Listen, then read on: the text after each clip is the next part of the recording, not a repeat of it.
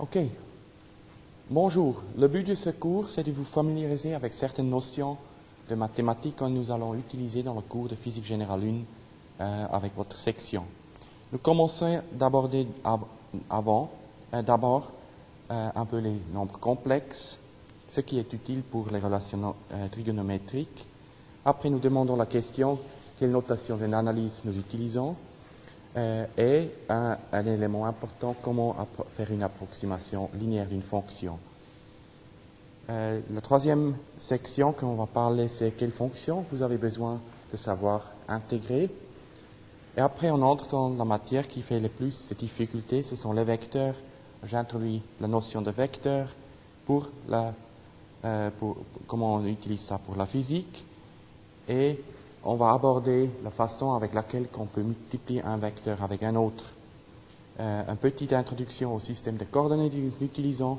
Et pour finir, un exemple assez compliqué, plutôt de la troisième leçon, qui considère le mouvement circulaire en général, la description de ça pour vous aider avec ce cours assez difficile. Alors, avant que je commence avec le sujet que j'ai mentionné, j'aimerais vous introduire au thème des calculs numériques. Il est souvent le cas qu'on utilise la calculatrice pour faire des calculations assez compliquées, mais il nous faut une méthode de vérifier les calculs qu'on a tapés sur la calculatrice. Et ce que je vais introduire, j'aimerais que vous le faites pendant le cours, tout le temps, et ça, nous appelons les mathématiques underground. L'idée, c'est que vous, sur papier, vous estimez d'abord le calcul numérique avant que vous tapez sur la calculatrice. Vous triez vos calculs par échelle de grandeur et vous le faites par étapes. Ça, c'est l'idée derrière. Maintenant, comment on peut facilement estimer un calcul numérique? Et pour ça, vous avez besoin de savoir calculer uniquement 3 nombres. Le nombre 1, 10 et 1 peu. Maintenant, 1 peu a la propriété que 1 peu carré est égal à 10. En réalité, clairement, 1 peu est un peu plus grand que 3. En effet, c'est presque pi. Ça, c'est pas important. C'est un peu plus grand que 3. C'est tout ce qu'il faut savoir. Maintenant, je vous donne un exemple simple. Par exemple, le calcul de 2 pi carré. Ça, nous utilisons souvent dans le cours. Et ça, on peut séparer que ça, c'est égal à 4 fois 1 peu carré. Alors, 1 peu carré, c'est 10. Alors, on arrive que c'est 40. Car le résultat exact est 39,5. Alors, c'est très proche. Et si vous calculez le relatif, c'est-à-dire le résultat que nous avons obtenu de 40, divisé par le résultat exact minus 1, ça nous donne une erreur relative de 1,2%. C'est assez précis. Un autre exemple du premier cours, calculer le volume de l'eau sur Terre en estimant une hauteur de l'eau moyenne de 5 km. C'est le H ici, rayon terrestre, et la surface de la Terre. Ce sont les données qu'on entre dans le calcul. Maintenant, comment estimer? Je vous montre cet exemple pour montrer comment on utilise les mathématiques en underground pour estimer ce calcul. Il y a pas mal de chiffres, il y a pas mal de carrés, des puissances, etc. Alors d'abord, on constate que ce calcul est égal à 5 fois 1 peu pour 4, encore un peu pour le pi, voilà. Et maintenant, nous avons 4 fois, ça c'est parce que 6,4, ça c'est égal à 2 fois 1 peu. Alors je sors le 2, ça me donne un 4. Et j'ai 3,2 carré, j'ai 1 peu carré. Et le 10 à la puissance 3 carré, je l'ai sorti ici à 10 à la puissance 6. Alors ça nous donne maintenant 4 fois 5, les deux chiffres qui nous restent, fois 1 peu à la puissance 4, fois 10 à la puissance 6 km3. Ça, on simplifie. 1 peu carré, 1 peu à la puissance 4, ça donne 100.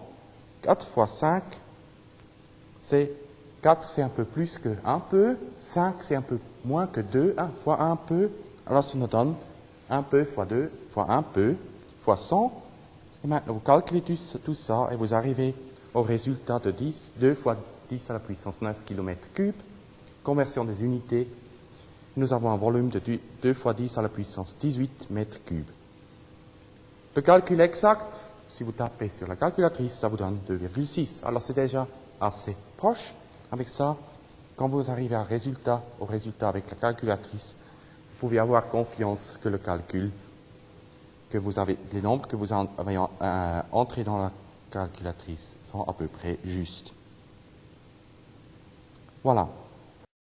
Dans les nombres complexes, définition de base, nous avons un nombre complexe défini comme quelque chose qui s'écrit comme x plus iy. X, c'est la partie réelle de z. Y, la partie imaginaire de z. Complexe conjugué, ça s'écrit à x moins iy. Et la norme de z carré est égale à la multiplication de z avec sa complexe conjugué. Maintenant, un nombre complexe, on peut représenter dans un plan. Alors, je vais décrire l'axe horizontal avec la partie réelle du nombre, l'axe horizontal avec la partie imaginaire. Alors, ça serait en effet le x, et ça c'est le y, et voilà le nombre complexe, avec la composante y et la composante x.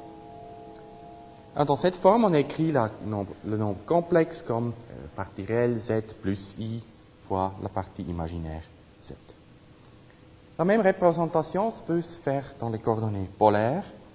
Alors, de toute façon, même système de coordonnées, le même nombre complexe, mais maintenant j'exprime le nombre complexe en fonction de sa norme et cet angle phi qui est là. Et dans cette façon, ça s'écrit la norme fois cosinus phi et plus i, la norme fois sinus phi. Ça, c'est juste la transformation du système cartésien au système polaire que vous connaissez, des vecteurs en 2 dimensions de vos études au gymnase. Maintenant, il y a des propriétés assez intéressantes pour cette représentation de forme polaire que vous voyez à droite. La formulation que vous avez utilisée au gymnase, ça c'est égal à la norme de z fois 6 de phi. Nous concentrons maintenant dans une autre façon de représenter ça, et on parle maintenant des nombres complexes unitaires, c'est-à-dire ils ont une norme de 1. Et ici, ce qui est important, c'est la formule d'Euler qui nous dit que cosinus phi plus i sinus phi est égal e à la puissance i phi. Cette formule a la condition que e égale i phi est égal à la norme de 1. Et une multiplication de n'importe quel nombre complexe avec e i phi, ça donne une rotation de z par l'angle phi. Alors, je vous donne un exemple. Le nombre i est égal e à la puissance i fois pi sur 2. Alors, vous voyez, si l'angle phi est pi sur 2, cosinus est 0, et sinus c'est 1. Par contre, le nombre minus 1, c'est égal à e à la puissance i pi. Ça, c'est égal à e i pi sur 2 carré. Et vous pouvez reconnaître ça que ça c'est, ici, ça c'est le nombre i, alors ça c'est égal à i carré. Maintenant, comment se rappeler des relations trigonométriques de base? Vous utilisez juste la propriété que j'ai évoquée avec la formule d'Euler. Alors, cosinus 2 phi, ça c'est la partie réelle de e à i 2 phi, cette équation ici.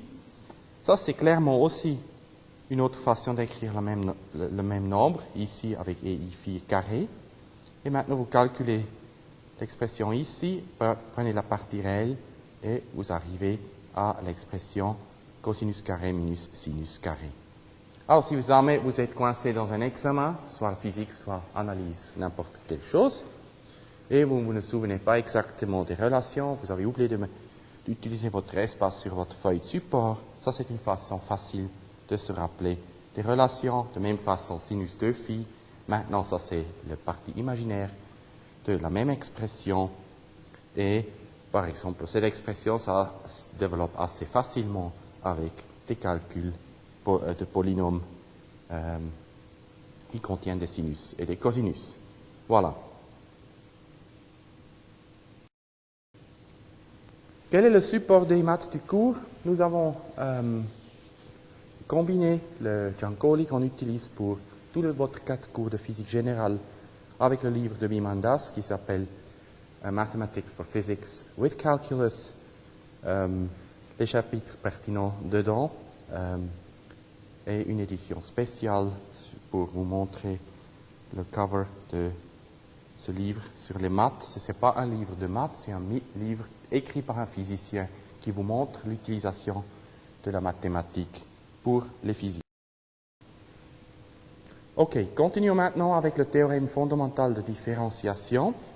Et je veux expliquer certaines notations, parce qu'on a certaines différences ici à l'université.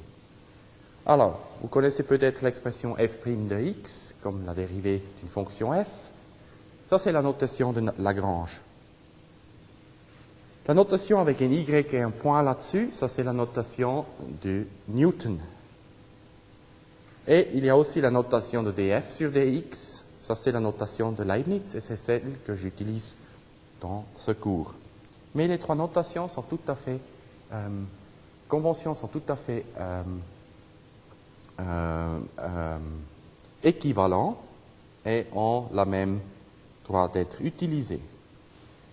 Souvent, on a l'habitude de voir une fonction gymnase qu'une fonction f de x. On a une dérivée, c'est toujours exprimé dans la même façon. Mais quelle est la loi qui nous force d'utiliser comme dénomination d'une fonction f et comme dénomination pour une variable x? Alors, et pour vous donner l'exemple en arabique moderne, le théorème fondamental de différenciation que nous avons écrit en haut, ça s'écrit dans cette façon. Tout à fait équivalent, mais ce sont des lettres différentes que nous utilisons.